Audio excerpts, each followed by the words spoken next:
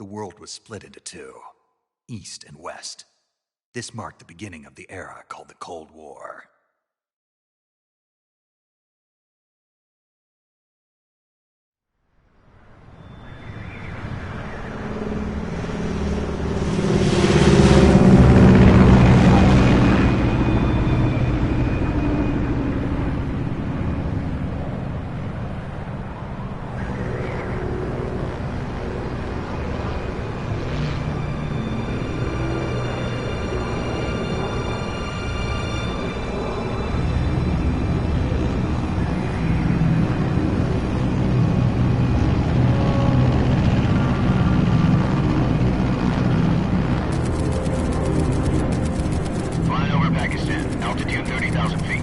Approaching Soviet airspace.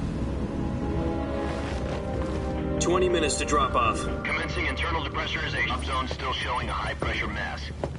Cav okay. Good. We've got high visibility.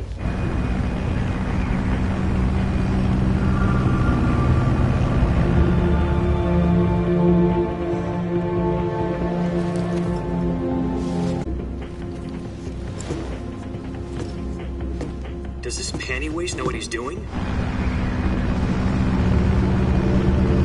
Approaching release point. 10 minutes to drop.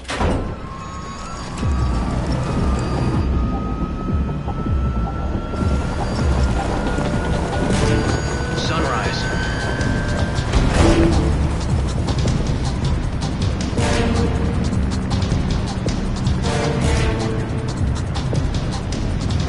External temperature minus 46 degrees Celsius. 2 minutes to drop off. Stand up. You'll be falling at 130 miles per hour. Try not to get frostbite from the wind chill. 1 minute to drop off. Move to the rear. Activate bailout bottle. This is one for the history books. The world's first halo jump. 10 seconds to drop off. Stand by. Status okay. All green. Prepare for drop off. Countdown. 5, 4, 3, 2, 1. Spread your wings And fly. God be with you.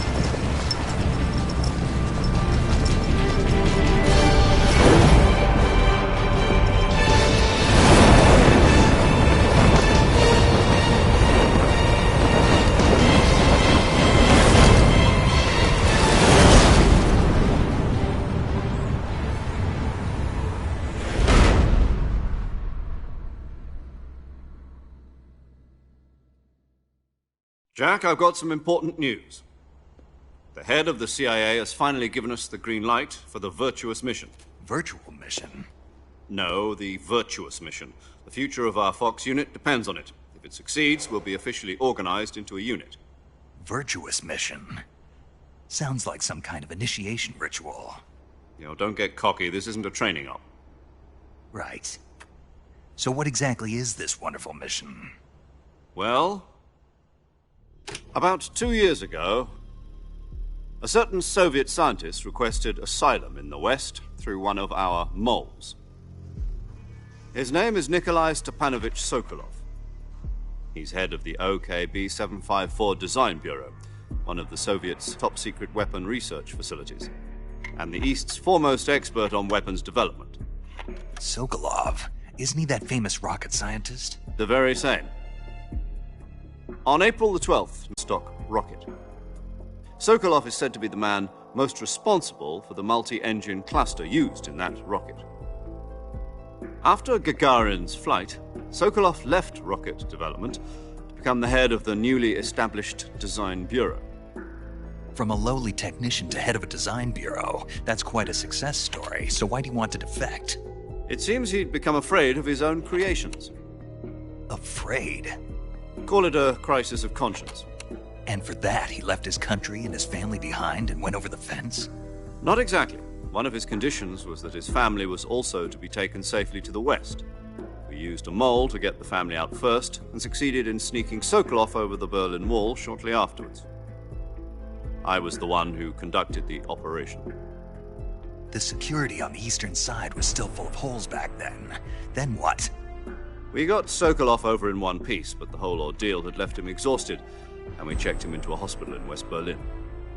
It took him 2 weeks and more than 600 miles to get from the research facility in the Soviet Union to Berlin. He was in no condition to say anything coherent.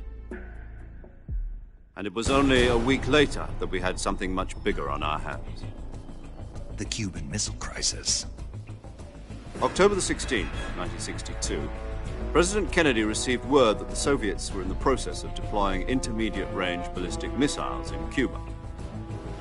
The President demanded that the Soviets dismantle and remove the missiles. At the same time, he announced a naval blockade to prevent further missile shipments from reaching Cuba. But the Soviets didn't back down, instead placing their armed forces on secondary alert. Soviet transport ships carrying missiles continued on course towards Cuba. US and Soviet forces went on alert for an all-out nuclear war. Frantic negotiations were conducted through the UN's Emergency Security Council and unofficial channels to end the hair-trigger standoff. Finally, on October the 28th, the Soviet Union agreed to remove its missiles from Cuba. And so the world avoided a nuclear holocaust. IRBMs deployed in Turkey were obsolete, and we were going to get rid of them anyway. They had no strategic value whatsoever to either the US or the Russians. The Turkey deal was a ruse, a cover story that was fed to the other intelligence agencies around the world. So what did the Russians really want? Sokolov. They wanted us to return Sokolov. You mean the Soviets pulled out of Cuba just to get their hands on Sokolov? That's right. What the hell was he working on? At the time, we had no idea. We were running out of time. It was either give up Sokolov or risk full-scale nuclear war. In the end, we had no choice. President Kennedy gave in to Khrushchev's demand. The next day, I got Sokolov out of the hospital, handing him over to agents on the eastern side. Sokolov kept on screaming, "Save me," until he disappeared from my sight. Then, a month ago, we received some new information from one of our moles. About Sokolov? Yes. He was taken back to the research facility and forced to continue working on the weapon in question under KGB supervision. What's more, it's on the verge of completion. So what kind of weapon is it? Something to do with space rockets? No, missiles. Same technology. I guess you're right. We don't know the details, but it appears to be a new kind of nuclear device. For half a year now, the Soviets have been conducting frequent nuclear tests at Semipalatinsk. Something to do with the weapon, I assume. We're talking about a secret weapon so big that Khrushchev was ready to pull out of Cuba to get it back. Is Sokolov still in the facility? No. According to our intelligence, he's in Selinoyarsk, a place in the mountains about 3 miles to the west that's known as the Virgin Cliffs. The Virgin Cliffs. Nice name for a virtuous mission. They moved him there just recently. Why? Apparently, they're conducting a field test of the weapon, but it's our best chance to get him back. This mission would never have been possible if he was still in the research facility. This is our last chance. Sokolov must have known that too when he contacted us.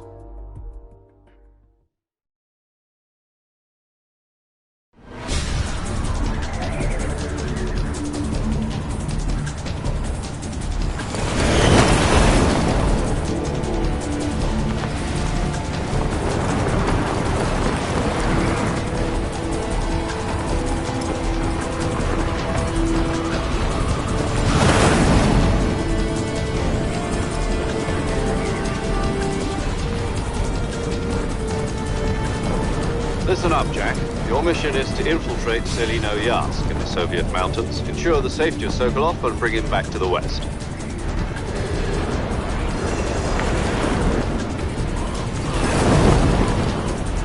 If we don't get Sokolov back before that weapon is complete, we'll be facing a major crisis. The clock is ticking.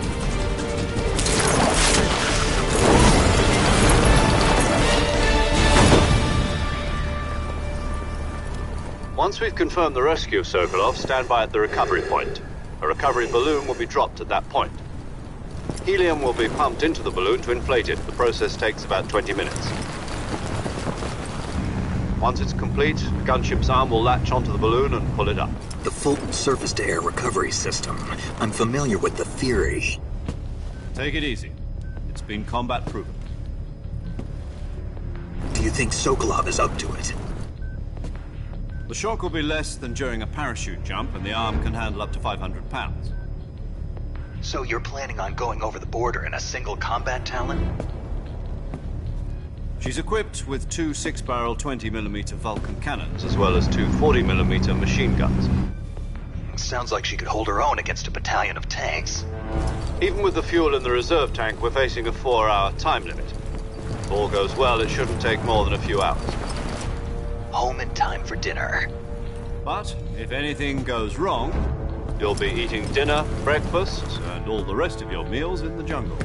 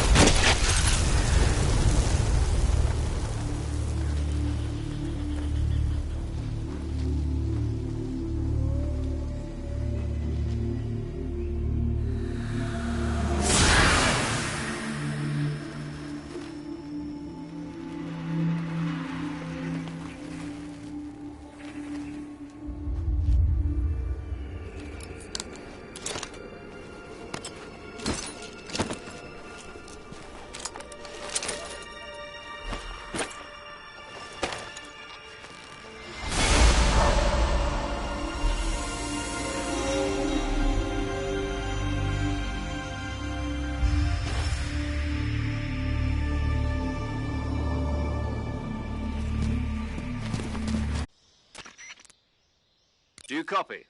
You're already in enemy territory, and somebody might be listening in.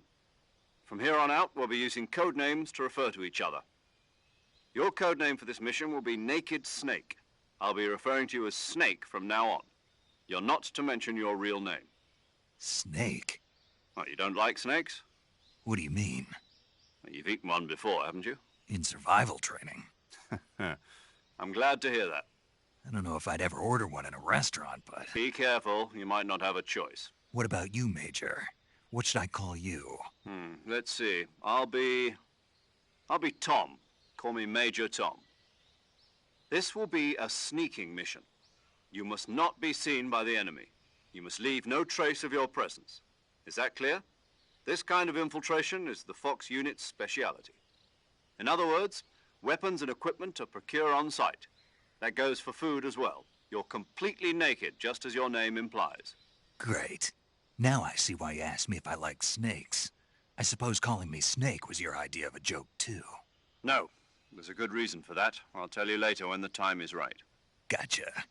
Getting back to the subject, how exactly am I supposed to feed myself? You've been issued a knife and a tranquilizer gun.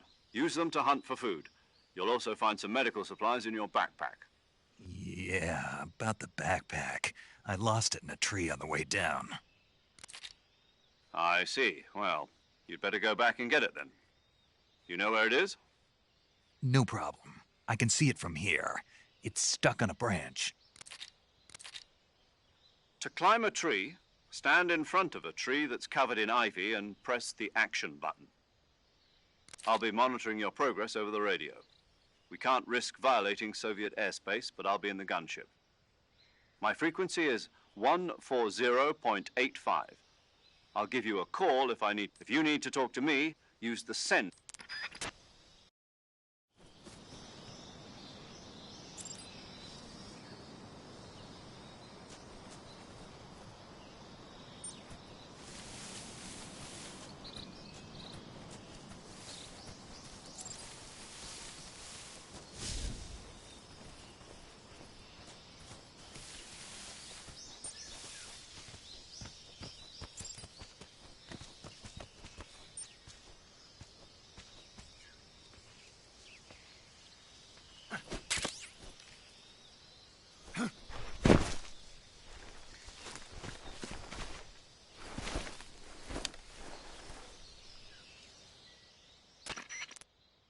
I see you've retrieved your backpack, Snake.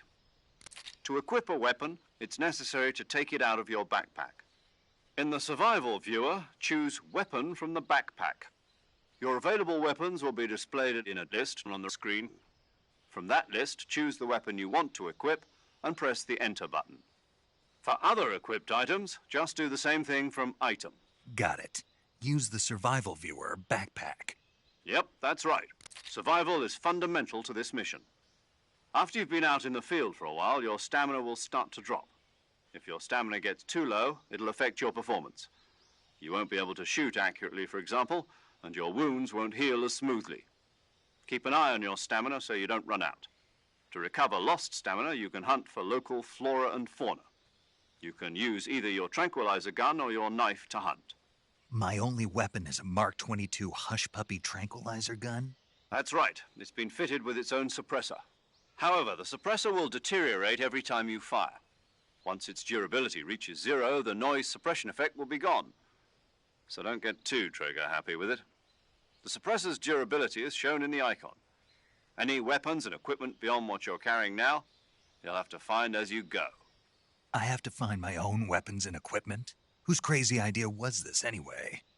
Solo covert actions are standard Fox operating procedure. You can't leave any traces of your presence. No weapons, equipment, footprints, sweat, or bodily waste. The same goes for bullets and cartridges.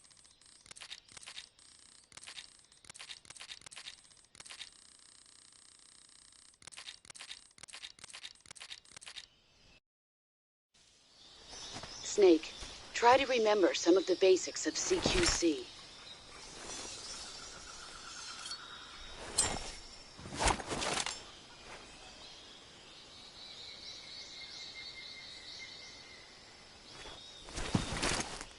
Commencing virtuous mission now.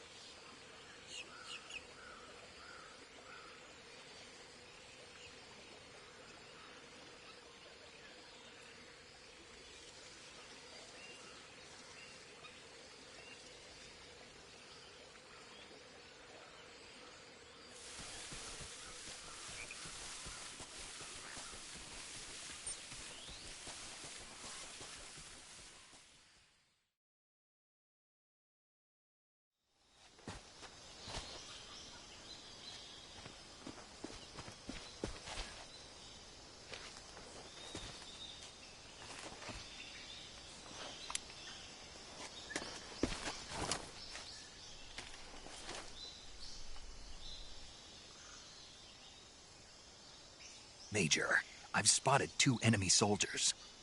They're probably KGB troops sent to guard Sokolov. AK-47s and grenades.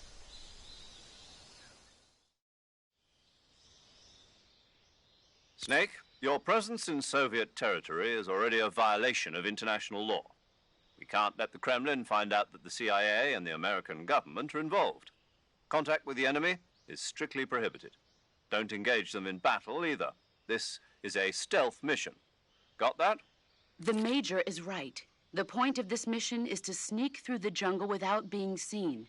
The success of the mission depends on how well you use your camouflage.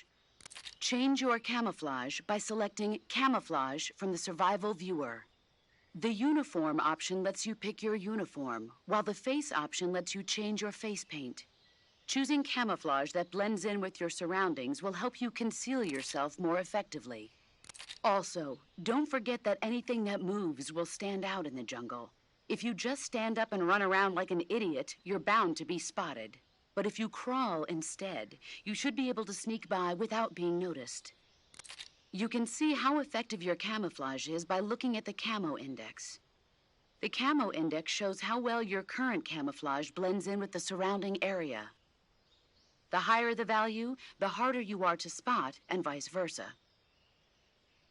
The key is to make yourself one with nature. Keep that in mind as you go along, okay?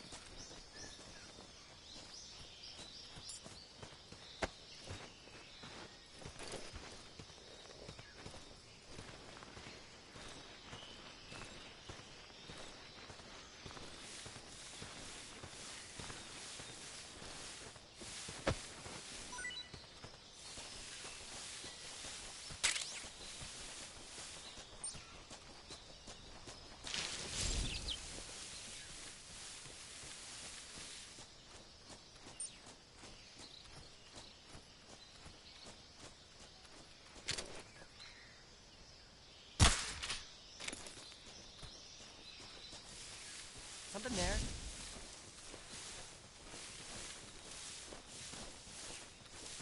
I must be seeing things. Something there.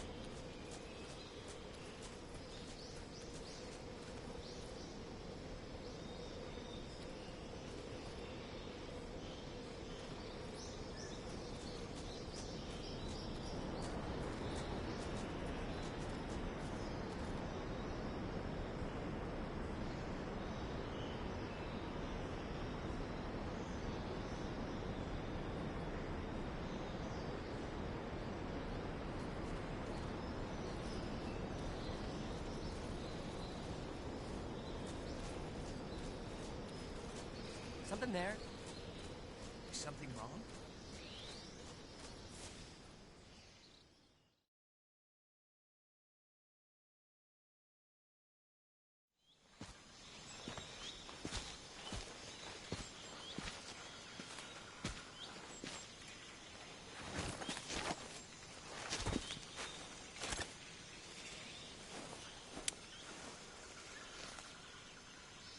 Major, I've reached the abandoned factory where Sokolov is